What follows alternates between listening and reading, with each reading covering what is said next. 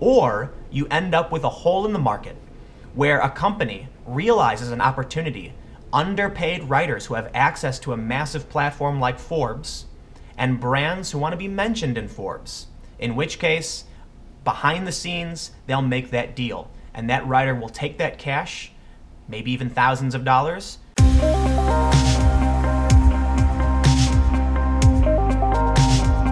I often talk about why I think journalism is dead, or at least dying. And usually this is hyper-partisan content. It's news platforms that push a narrative, that push an agenda, because emotional content, activist content is going to get more clicks, it's going to make more money. But there's another reason why journalism is dead and or dying. Part of it is that many news organizations are laying off their staff because they can't make money. And in turn, we see another phenomenon. Writers who are being paid by third-party companies to name-drop brands, seemingly out of nowhere, into articles. A story has come out from the Outline.com talking about how many large digital publications have contributors, often hundreds, maybe more. We don't really know how many contributors many of these digital news platforms have. But these people, who often write for free, will take money from third-party companies selling brand placement on behalf of the brands. According to the Outline, a contributor to Fast Company and other outlets who asked not to be identified by name described how he had inserted references to a well-known startup that offers email marketing software into multiple online articles in Fast Company and elsewhere on behalf of a marketing agency he declined to name. To make the references seem natural, he said he often links to case studies and how-to guides published by the startup on its own site. Other times, he'll just praise a certain aspect of the company's business to support a point in an otherwise unrelated story. So maybe you've been reading a story and you'll notice some random name drop of, "See, it's very similar to how X company manages Y," something like that. It's very likely that that was paid to be there. And this is not a genuine placement. In a sense, you're reading an article that was designed to be an advertisement. The Fast Company writer also defended the practice by arguing that it's enabled by editors who are hungry for cheap and unpaid blog content. Many high-volume sites, including the Huffington Post, Entrepreneur, and Forbes, maintain networks of unpaid contributors who publish large amounts of material. Forbes, for instance, marks articles by contributors with a small disclaimer, but the Columbia Journalism Review has pointed out that those dubiously sourced articles are often cited as though they were normal stories written by Forbes staff. In reality, the editorial process that leads to those articles being published is opaque. A Forbes spokesperson declined to answer questions about how many contributors the site has, whether they're ever paid, or whether an editor reviews their work before publication. One former Forbes contributor, Josh Steimel, has even offered a masterclass on how to get published on the site, an accomplishment he described as rewarding for both my personal brand and my digital marketing agency. So just how many news articles are being shared, are being published in major digital publications, and they're actually just advertisements meant to prop up someone's personal brand or help out a digital marketing agency? One of these companies mentioned in the outline is articlehub.us. And on their site, you can see a variety of services they offer. One of them, brand mentions. More credibility, better branding. We connect brands with journalists, so when journalists need sources for their stories, you're the source. You choose the publisher. Tell us which publication you want exposure on, we can make it happen. You approve the content. We'll write the content, then you'll approve it before we pitch it to the media. Never be disappointed. Zero risk.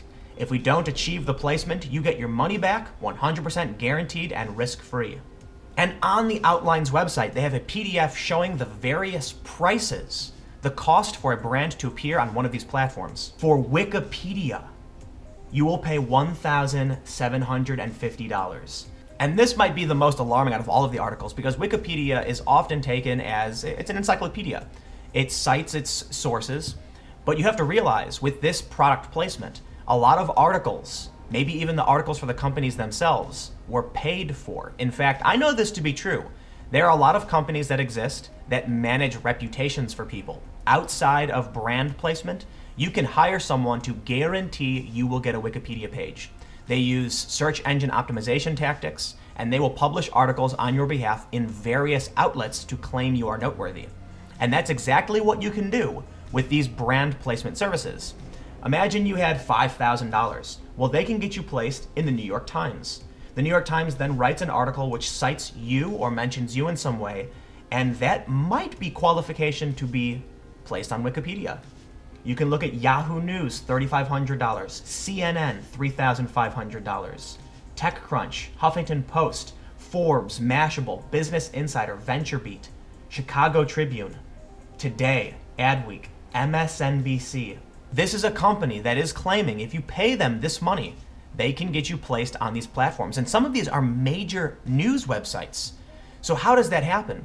Do the editors for these companies just not know? Are there writers who are secretly taking money under the table to name drop brands and parties that are willing to pay thousands of dollars? Now, when you keep going down the rabbit hole, you'll find that the CEO of Article Hub is also the CEO of Blogdash, at least according to theoutline.com. The CEO of Blogdash, Mark Duquette, is also the CEO of a similar company called Article Hub. An Article Hub price list quotes charges for brand mentions in more than 100 publications, ranging from obscure tech blogs to BuzzFeed, the Denver Post, and even the New York Times.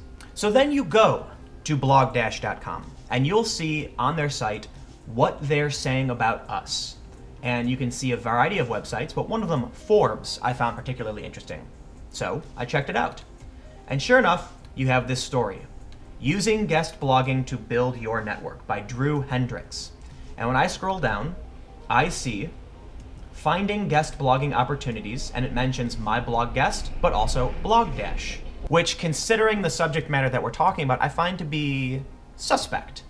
It could just be genuine. This is a contributor to Forbes who maybe thought that the Blogdash service was relevant to the article he was writing. So I went and checked out Drew Hendricks' Twitter account. He's a contributing writer at Forbes, an entrepreneur, author, speaker, an entrepreneur, and a CMO at Blog Pros. And Blog Pros is a peripheral business. It's related, it's not the same thing. But here is somebody who runs kind of similar business where they get SEO for other companies. They will market blogs for bloggers, not for brands. And he's written an article where he's name-dropped Blogdash, which I find to be suspect. Now, I'm not accusing him of anything. Again, it could be natural, but this is somebody who is a contributor to Forbes, who has name-dropped a company whose CEO runs another company where they pay bloggers to name-drop their brand. So listen, when I say journalism is dead, I'm not being hyperbolic. Again, we have the hyper-partisan news problem. But it's not just news, it's digital media in general. The struggle to make money is real, and a lot of companies can't figure out how to do it. In fact, just recently, Craft magazine laid off many staff members. Bryce Riley tweeted, "Multiple staff members at Craft were laid off today, including a few senior editors. This, ... concerns me a lot. Hope everyone is doing okay." We also saw The Gothamist shut down, and there have been layoffs at a ton of companies over the past couple of years. So what happens when these digital media companies can't afford to pay their staff? Well, they take on unpaid writers, people who are willing to write for free. Well, how is that unpaid writer going to make money? You can't dedicate time and energy towards working for someone for free, it's not sustainable. In which case, these companies might use a rotating staff or thousands of contributors who might write once a month or once every other month, or you end up with a hole in the market where a company realizes an opportunity, underpaid writers who have access to a massive platform like Forbes, and brands who want to be mentioned in Forbes, in which case, behind the scenes, they'll make that deal, and that writer will take that cash, maybe even thousands of dollars, to add one sentence to that article. The world is mostly fake. I made a video about this before. It's a lot of PR, it's a lot of manipulation. You've got politicians lying left and right to manipulate you into giving them power. Oftentimes, the bills they pass don't even matter. So why is it then that a brand would want to have placement in an article? Well, first, it's advertising, right? That's pretty obvious to anybody. Someone will read an article, hear about the brand, and congratulations, people are talking about you. But there's another reason, prestige. Some of these startups, some of these companies will then put on their website as seen on. And you will see a list of sites that they have appeared on. And apparently, some of these, in some instances, are bought and paid for. Now look, it's one thing when some microblog, when a smaller gaming website or something will name drop a brand because some writer's gonna catch a couple $100. But when you look at this PDF published by The Outline, you can see that there are legitimate news agencies and they're offering up that service. They likely wouldn't offer it if they couldn't pull it off. Now, there's no guarantees that they can actually get you in the New York Times, but for $5,000, they're claiming they can. So once again, I welcome all of you to join me in the real world when you start to realize everything's fake, everything's manipulation and PR. Most people who are out there waving signs and protesting whatever cause, be it left or right, don't even understand the full depth of what they're protesting. Most issues are just way too complicated. So what do? Well, there are people who want power, and they'll lie to you to get that power, and they don't care what you believe. I've met people associated with the right who said they don't care, it's just an easy path to getting followers. I've met people on the left who said the exact same thing. Well-known feminists telling me it's just a means to an end to make some money. It goes for anybody. It doesn't matter what your alignment is. It doesn't matter what you believe. It doesn't matter if you're a gamer or a skateboarder. It doesn't matter if you're a model, whatever industry you're into. There are going to be snakes that just don't care about what you're passionate about. They don't care about the issues affecting your community, and they're going to lie to you so they can stand in front of the crowd so that you can lift them up and line their pockets with gold. And that's the world we live in. Hey, now that you're all depressed, I recommend going out and having something that will trigger a dopamine release, maybe a coffee or some chocolate. And then after that, after you're feeling better, comment below and let me know what you think. Because certainly you can imagine, at least on my end, I've got about 50 tabs open where I'm reading this stuff all the time.